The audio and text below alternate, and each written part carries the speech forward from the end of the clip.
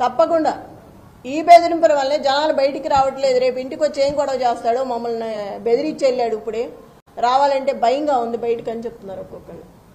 నేను అక్కడికి కనపడిన మహిళలందరికీ చెప్తున్నాను భయపడొద్దని.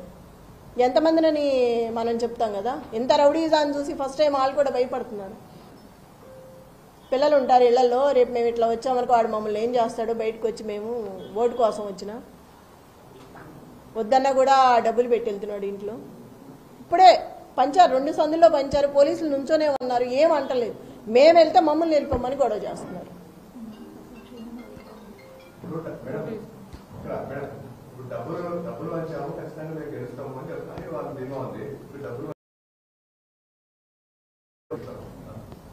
ఓటర్లు చాలా తెలివైన వాళ్ళు ఎటు వేయాలో వాళ్ళకి తెలుసు. కానీ భయపెట్టి బెదిరిస్తున్నారు కాబట్టి వాళ్ళు భయంతో బయటికి రావట్లేదు.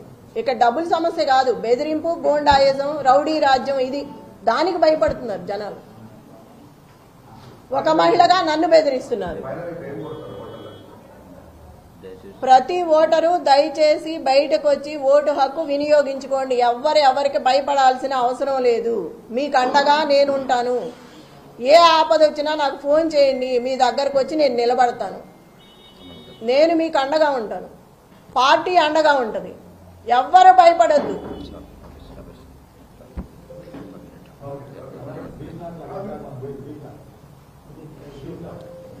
అవి చాలా ఉన్నాయి, చాలా చోట్ల, ఒకటని కాదు. ప్రతి డివిజన్లో వెళ్ళిన చోట ప్రతి బూత్లో ఉంది. ఒక బూత్ అనేం కాదు, ప్రతి బూత్లో. Thank you.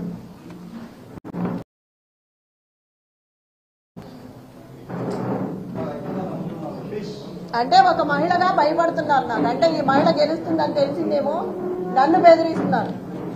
ఎక్కడ గెలుస్తుంది ఇవిడ అని తెలిసి ఇంకా ఎక్కువ చేస్తున్నారు. నాకే ఇలా ఉంటే రేపు జూబ్లీస్ కాన్స్టిట్యూన్సీలో ప్రజలందరూ ఎట్లా ఉంటారు? ఓటుకు 5,000 బిర్యానీలో పెట్టి, ఆ తెలివితేటలకు కూడా మెచ్చుకోవాలి. ఎవడిచ్చాడు ఐడియా బిర్యానీలో పెట్టి మరి?